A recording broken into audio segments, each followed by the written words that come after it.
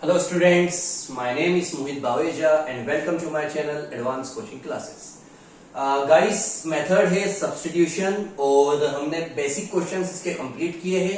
अब हमारा second question जो है वो है सॉल्व द फॉलोइंग प्रॉब्लम्स. ये जो क्वेश्चंस है आपको इनको सॉल्व करना है बाय सब्स्टिट्यूशन मेथड. एग्जाम में अगर मेथड स्पेसिफाई करेंगे तो आपको वही मेथड फॉलो करना है. अगर मेथड नहीं आया लिखा हुआ तो आप सब्स्टिट्यूशन, एलिमिनेशन, आगे हम एक मेथड और पढ़ेंगे क्रॉस मल्टीप्लिकेशन, तीनों में से आप कोई सा भी फॉलो कर सकते हो. तो पहला question, the difference between two numbers is 26. Difference का मतलब क्या होता है? अंतर. डिफरेंस का मतलब क्या होता है? दोनों के बीच में अंतर, मतलब माइनस. दोनों नंबर का माइनस करेंगे तो 26 आएगा. तो हम पहले मान लेते हैं कि हमारे जो दो नंबर्स है, हम लिखते हैं solution, let two numbers be. दोनों नंबर्स को हम मानेंगे x एंड y. हमने दो नंबर्स को क्या माना?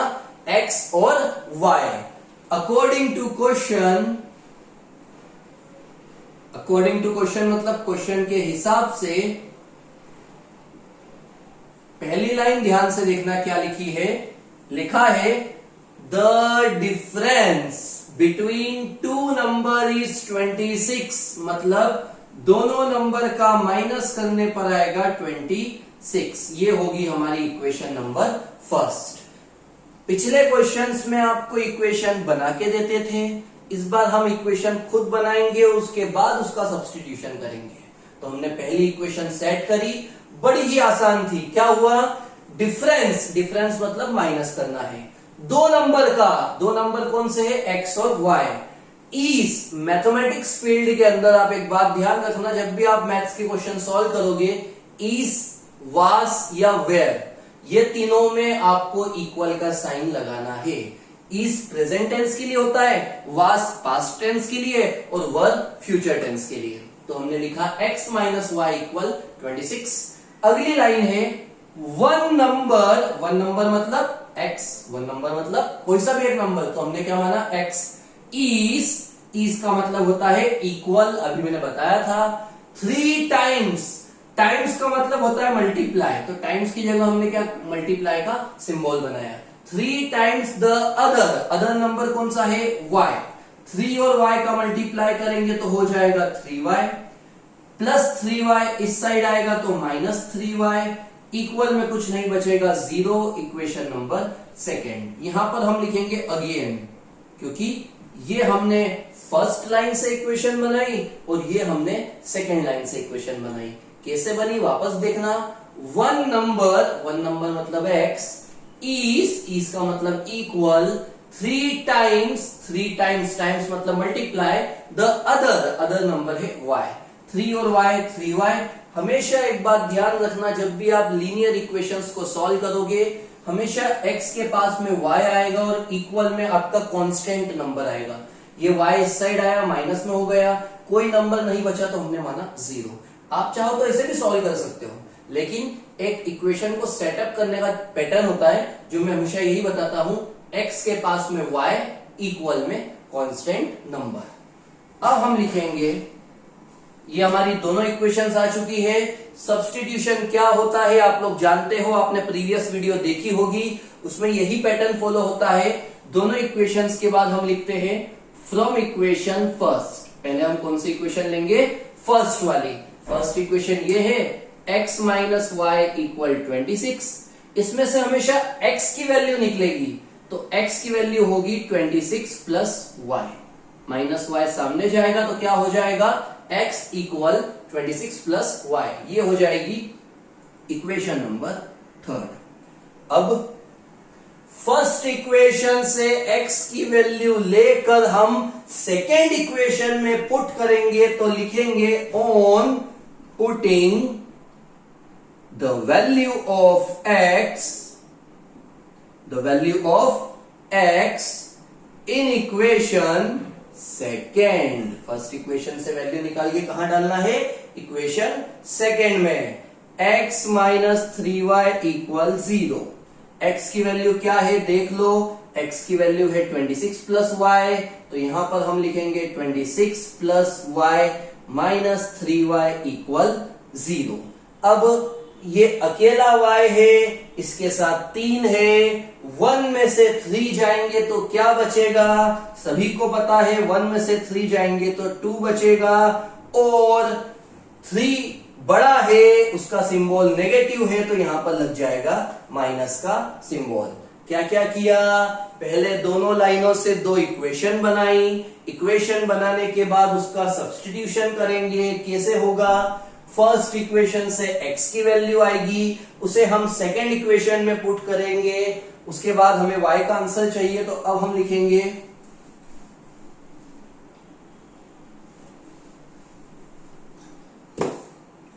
अब यहां पर हम लिखेंगे 26 को सामने पहुंचाएंगे तो वो हो जाएगा नेगेटिव, माइनस माइनस कट, ऊपर का 2 आ जाएगा नीचे, मल्टीप्लाई से डिवाइड में, 26 का 2 में डिवाइड करने पर आएगा 13। फर्स्ट इक्वेशन से x की वैल्यू निकाली, उसको सेकेंड इक्वेशन में डाली। अब क्या करते हैं? तो याद करो, फ्रॉम इक्वेशन थर्ड, यही पैटर्न होता है। पहले फर्स्ट इक्वेशन लेते हैं, फिर सेकेंड इक्वेशन लेते हैं, फिर थर्ड इक्वेशन लेते हैं। थर्ड है x equal 26 plus y, y की वैल्यू क्या है? तो y की वैल्यू बिल्कुल आ चुकी है, फ्रेश, अभी हाल निकली है वैल्यू, ये क्या है? 13। तो y की जगह हम लिखेंगे 13। 26 और 13 कितना होता है? तो सभी को पता है 26 और 13 मिलकर हो जाएगा 39। x और y की वैल्यू आ चुकी है। क्वेश्चन में हमने क्या माना था? लेट, तो लेट की जगह हम लगाएंगे देयरफॉर, क्योंकि अब हम सॉल्यूशन उसका लिख रहे हैं। टू नंबर्स बी की जगह लिखेंगे r, क्योंकि ये 2 नंबर है। अगर एक नंबर होता तो ईस लिखते, 2 नंबर है तो हमने r लिखा। x और y है तो लिखेंगे r, उसके आगे आएगा x equal 39 and y equal 13। तो क्वेश्चंस बड़े आसान थे, बस आपको पहले इक्वेशन सेट करना है और उसके बाद सब्स्टिट्यूशन फॉलो करना है। Second question,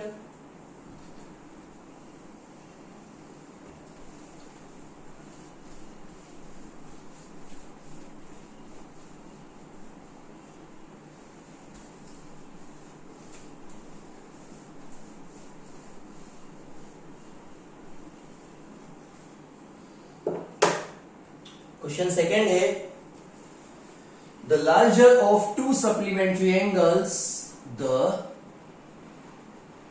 larger of to supplementary angles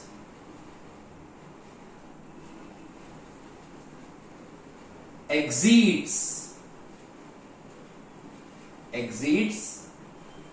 the smaller by 18 degree, the smaller by 18 degree.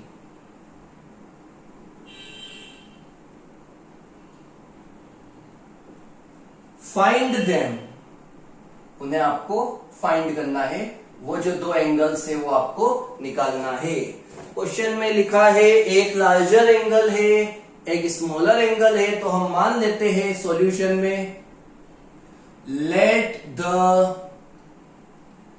Larger number या फिर larger angle be x degree and the smaller angle be y degree. क्या लिखा? मान लिया बड़ा वाला एंगल है x डिग्री और छोटा वाला एंगल है y डिग्री। अब अकॉर्डिंग टू क्वेश्चन याद करो सभी, ये सप्लीमेंट्री का मतलब क्या होता है? कोई ऐसा मत सोचना सप्लीमेंट्री मतलब जो एग्जाम में फेल हो जाते तो जो दूसरी एग्जाम होती है उसको सप्लीमेंट्री बोलते हैं, वैसा नहीं है। सप्लीमेंट्री मिडिल सेक्शन में आता था, मिडिल क्लासेस में आपने अगर ध्यान दिया हो, सप्लीमेंट्री मतलब दो चीजों को जोड़ेंगे तो 180 डिग्री आएगा, मतलब दो एंगल्स को जोड़ेंगे तो 180 डिग्री। एक और नाम आता था कॉम्प्लीमेंट्री। कॉम्प्लीमेंट्री का मतलब होता था दो एंगल्स को जोड़ के 90 डिग्री आएगा, और सप्लीमेंट्री का मतलब होता है दो एंगल्स को जोड़ के 180 डिग्री आएगा। तो हम दो एंगल्स को जोड़ के लिखेंगे 180 डिग्री, इक्वेशन नंबर फर्स्ट। ये क्या किया हमने? सप्लीमेंट्री का मतलब बताया। क्या मतलब है? दो एंगल्स को जोड़ेंगे तो आएगा 180 डिग्री। अब दूसरी इक्वेशन की बारी। पहली इक्वेशन तो बड़ी इजीली बन गई, पर ध्यान रखना सप्लीमेंट्री की जगह 90 मत लिख देना। कॉम्प्लीमेंट्री अगर एग्जाम में आ जाता है तो 90 लिखेंगे, सप्लीमेंट्री आ जाता है तो 180 लिखेंगे। The larger of to supplementary angle, larger वाला कौन सा है? सोचो, लार्जर वाला है x, तो लिखेंगे x। Exceed the smaller by 18 degree, मतलब वो छोटे वाले से 18 बड़ा है। वो छोटे वाले से कितना बड़ा है? 18 डिग्री। मैंने बताया था इक्वेशन कैसे जमाते हैं, y हमेशा x के पास आता है, तो x minus y equal 18 degree, equation number second. आप चाहो तो ये जो x डिग्री y डिग्री है, हमेशा आप x y की जगह x डिग्री y डिग्री लिख सकते हो। लेकिन मैं क्या करूंगा, पहले पूरा कैलकुलेशन करूंगा, उसके बाद जहां पर x और y का आंसर आया वहां पर डिग्री लगाएंगे, वो भी चलेगा। चाहो तो हर स्टेप में लिखो या फिर डायरेक्ट सॉल्यूशन में।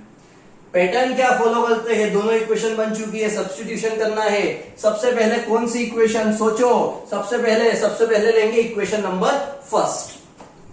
फ्रॉम इक्वेशन फर्स्ट है x plus y equal 180 degree, x plus y equal 180 degree. यहां से हम x की वैल्यू निकालेंगे, कैसे आएगी? प्लस y सामने जाएगा तो हो जाएगा 180 degree minus y. Equation third, कैसे निकली x की वैल्यू? प्लस y सामने गया माइनस y। अब लिखते हैं on putting the value of x, on putting the value of x की वैल्यू पुट करेंगे, और कहां पर? तो इक्वेशन नंबर सेकेंड पर। पहले फर्स्ट इक्वेशन, फिर आती है बारी सेकेंड इक्वेशन की। सेकेंड इक्वेशन है x minus y equal 18 degree. Degree आप चाहो तो बाद में भी लगा सकते हो, अभी लगाओगे तो भी चलेगा। x की वैल्यू है 180 माइनस वाई, तो x की जगह लिखेंगे 180 degree minus y equal 18 degree. इस x की जगह हमने x की वैल्यू लिखी। अब ये भी y, माइनस माइनस क्या होता है? माइनस माइनस प्लस होता है। y और y मिलके हो जाएगा 2y, y और y मिलके 2y। इसके बाद क्या होगा? y यही रहने दो, क्योंकि y का तो आंसर लाना है। नंबर को सामने पहुंचाओ, 18 माइनस ये प्लस का वहां जाएगा तो माइनस 180 डिग्री। 180 में से 18 गए, कितने बचेंगे? 180 में से 18 गए, कितने बचेंगे? तो 162 बचेंगे।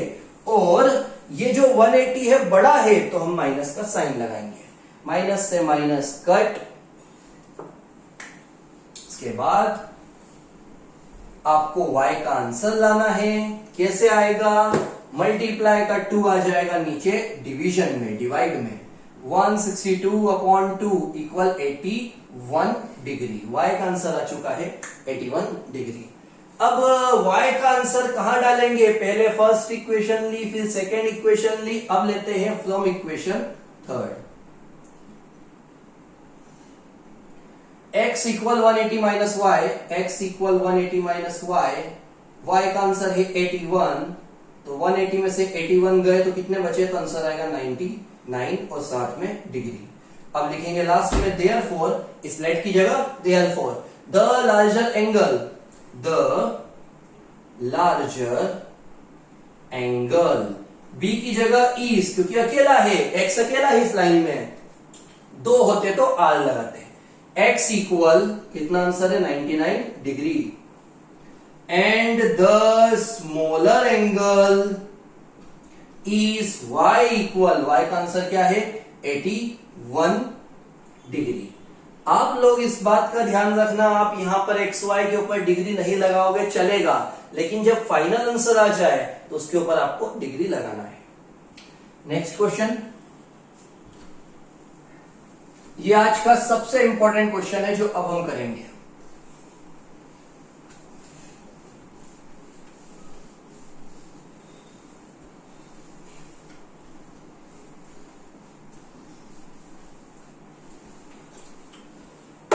लिखा है the coach of a cricket team, एक क्रिकेट टीम का कोच है, the coach of a cricket team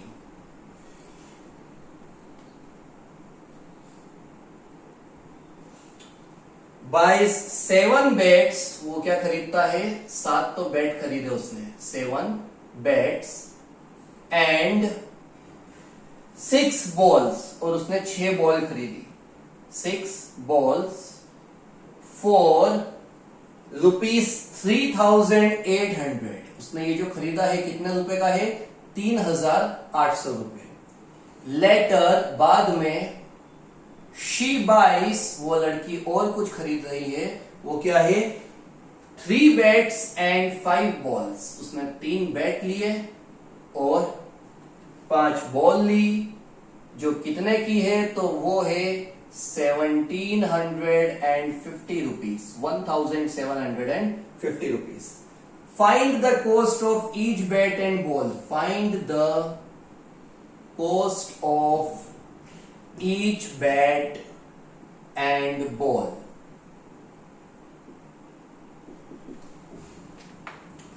question का मतलब समझना, क्या लिखा है, एक कोच है क्रिकेट टीम की, वो 7 बैट और 6 बॉल लेती है 3,800 के, 3,080 रुपीज।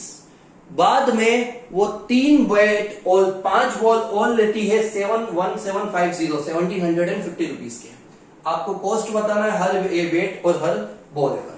कैसे होगा, सबसे पहले हम लिखते हैं लेट, मतलब मान लेते हैं, the cost of each bat, her bat की जो कीमत है उसे हम मान लेते हैं x रुपीस। बैट की कीमत कितनी है, x rupees. And the cost of each ball, और हर बॉल की कीमत क्या है, y रुपीस। पिछले क्वेश्चन में डिग्री था तो डिग्री लगाया था, उसके पिछले में नंबर था तो XY लिखा था, इस बार कीमत है तो हमने रुपीस लगाया। According to question ATQ, it means according to question. क्या है क्वेश्चन के हिसाब से, एक कोच गई सामान लेने क्रिकेट का, जिसमें उसने 7 बैट लिए, 7 बैट, बैट कितने का है, बैट है x रुपीस का, तो 7 के साथ क्या आएगा x, और 6 बॉल ली, बॉल कितने रुपए की है, बॉल है y रुपए की, और वो कितने का पड़ा उसको, 3,800 रुपीस का।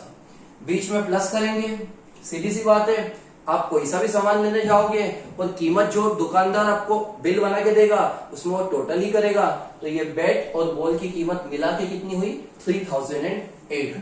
Equation first.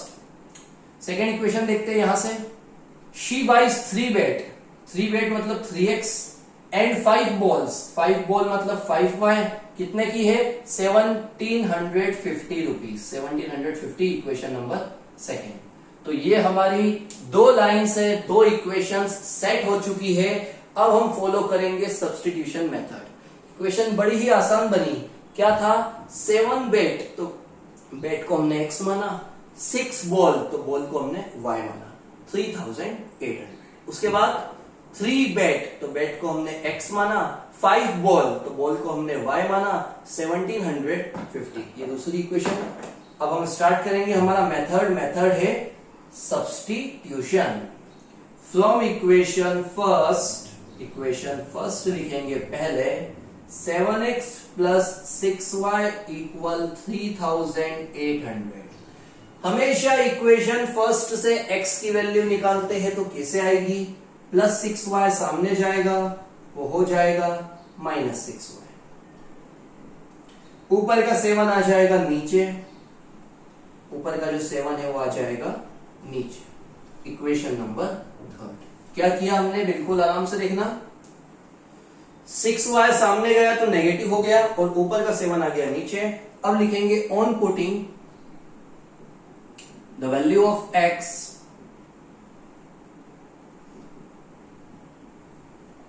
In equation second equation लिखते हैं, 3x प्लस 5y इक्वल 1,750। 3 का 3, x की वैल्यू क्या है वो देखना, x की वैल्यू हम अभी लेके आए हैं थर्ड इक्वेशन से, x की वैल्यू है 3,800 minus 6y, 3,800 minus 6y upon 7। तो हमने वो वैल्यू पुट करी, मल्टीप्लाई की बारी आती है, 3,800 का 3 में 0 0, 8 3 जा 24 बचा 2, 3 3 जा 9 और 2 11 अपॉन माइनस 3 6 जा 18y अपॉन में चल रहा है 7 प्लस 5y इक्वल 1750। एलसीएम 7 आएगा। 11400 माइनस 18y 7 5 जा क्या होता है, तो 7 5 जा होता है 35। क्या किया, मल्टीप्लाई किया 3 का 7 एलसीएम 7 5 जा 35।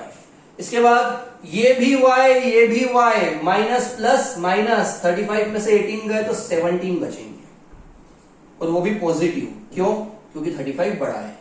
और ये इसका मल्टीप्लाई होगा 1750 का 7 में मल्टीप्लाई, सोचो 0 का 7 में 0, 7 5 जा 35 बचेगा कैरी 3, 7 7 जा 49 और 3 52 बचेगा 5, 7 1 जा 7 और 5 12। तो ये हमारा मल्टीप्लीकेशन हुआ। आपको y की वैल्यू लाना है।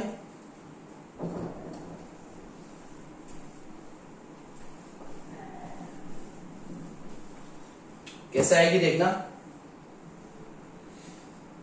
पॉजिटिव वैल्यू सामने जाएगी, नेगेटिव हो जाएगी तो हो जाएगा 17y इक्वल 12250 माइनस 11400।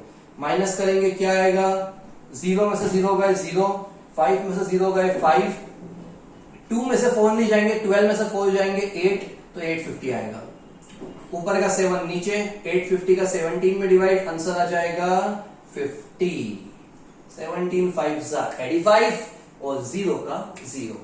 y का आंसर आ चुका है। अब उसे डालेंगे इक्वेशन थर्ड में, तो फ्रॉम इक्वेशन थर्ड क्या है, ये थी यहां पर जो कि है x equal 3800 minus 6y upon 7।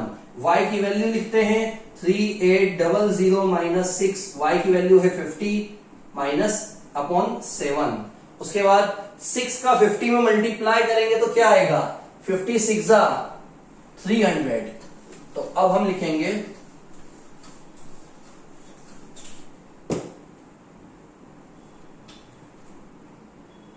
x equal 3800 minus 300 upon में 7। माइनस करने पर आएगा 3500 अपॉन में 7। डिवाइड करेंगे तो आएगा 500। मतलब x का आंसर 500 और y का आंसर 50। क्वेश्चन की आखिरी लाइन देखो क्या लिखा है, find the cost of each bat and each ball. तो लिखेंगे देयरफॉर, लेट की जगह therefore the cost of each bat, the cost of each bat, her bat की जो कीमत है, इज x इक्वल कितने रुपए है, 500 rupees, and the cost of each ball is y equal कितने रुपीज की है, 50 रुपीज की। बॉल कितने की है, 50 रुपए की, और बैट कितने का है, 500 रुपए का। एक बात छोटी सी ध्यान रखना, पहले मैं यहां रब कर देता हूं, कभी एग्जाम टाइम में ऐसा हो जाए कि cost of each bat and ball की जगह आ जाए cost of 2 bat and 3 ball, तो आपको क्या करना है, कभी हो सकता है ऐसा चेंजेस हो जाए। तो मैं बताता हूं लास्ट लाइन क्या होगी, therefore cost of 2 bats and 3 balls equal. अब बैट कितने का है, देखो बैट कितने का आया, 500 रुपए का, और बॉल कितने की है, 50 रुपए की। तो बैट के अंदर 500 आएगा 500 और बॉल की जगह आएगा 50। 2 है तो 2 का मल्टीप्लाई, 3 है तो 3 का मल्टीप्लाई, और बीच में प्लस। तुम कुछ दिमाग लगाओ, बैट 500 का है, 2 बैट कितने के हो जाएंगे, 1000 के, तो मल्टीप्लाई करेंगे। बॉल 50 रुपीज की है, 3 बॉल कितने की हो जाएगी, 150 की, फिर मल्टीप्लाई, और प्लस करने पर आएगा 1150 रुपीज। तो अगर ऐसा होगा नहीं वैसे, पर कभी हो जाए तो आपको ये चीज लिखना है, तो आप इस चीज का थोड़ा ध्यान रखना। ये आज का आईएमपी क्वेश्चन था, थोड़ा बड़ा था, थोड़ा तो क्या ज्यादा बड़ा था, लेकिन इजी था। एक बार आप करोगे तो आपको आ जाएगा। अब एक लास्ट क्वेश्चन बस, ये क्वेश्चन बिल्कुल डिफरेंट है सभी से।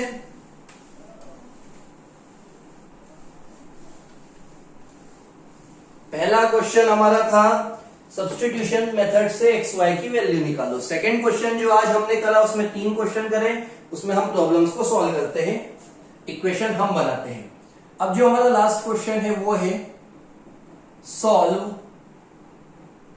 2x plus 3y equal 11 and 2x minus 4y equal minus 24 and hence find the value of m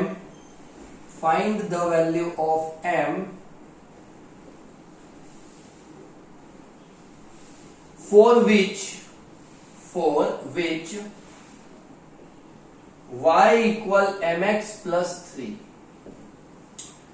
बिल्कुल ही अलग क्वेश्चन है ना, इसमें ऐसा बोला है कि आपको सब्स्टिट्यूशन फॉलो करना है या एलिमिनेशन फॉलो करना है। आपको 2 इक्वेशन दी है, पहले हम उन 2 इक्वेशन को सॉल्व करते हैं, उसके बाद हम आगे का देखेंगे। यहां से लेके यहां तक हम सॉल्व करेंगे। पहले इक्वेशन क्या है गिवन करके लिखते हैं, 2x plus 3y equal 11 और 2x minus 4y equal minus 24। ये इक्वेशन फर्स्ट और ये इक्वेशन सेकंड। मैं इस क्वेश्चन में सब्स्टिट्यूशन फॉलो नहीं करूंगा, मैं एलिमिनेशन फॉलो करूंगा, क्योंकि एलिमिनेशन से थोड़ा इजी हो जाएगा, थोड़ा जल्दी आ जाएगा। और वैसे भी क्वेश्चन में तो बोला ही नहीं है कौन सी मेथड फॉलो करना है। माइनस करेंगे, यहां माइनस है तो प्लस, यहां माइनस है तो प्लस, 2x कैंसिल। 3 प्लस 4 कितने होते हैं सभी को पता है, 7 होते हैं। और 11 प्लस 24 होता है 35। मल्टीप्लाई का 7 आ जाएगा नीचे डिवाइड में, डिवाइड करने पर आ जाएगा 5। 7 की टेबल में 35 आता है 5 टाइम। अब इसे सेकेंड इक्वेशन में पुट करेंगे या फर्स्ट में, एलिमिनेशन में यही होता है, जो भी आंसर आ जाए उसे आप फर्स्ट सेकेंड किसी भी इक्वेशन में पुट कर सकते हो। तो हम फर्स्ट इक्वेशन लिख रहे हैं 2x plus 3y equal 11, y की जगह लिखेंगे 2x plus 3, y की जगह 5 equal 11। 3 5 हो जाएगा, अगली स्टेप में 15 equal 11 प्लस 15 सामने जाएगा तो वो हो जाएगा माइनस 15। 11 में से 15 गए, सभी को पता है -4 आता है। 11 में से 15 गए -4 आता है। ऊपर का 2 आ जाएगा नीचे डिवाइड में, डिवाइड करेंगे तो आंसर आएगा -2। ये हमारा दोनों इक्वेशन से x और y का वैल्यू निकल गया। अब क्वेश्चन में आगे क्या लिखा है, एंड हेंस, उसके बाद find the value of m की वैल्यू निकालो, for which y equal mx plus 3। तो हम अब लिखते हैं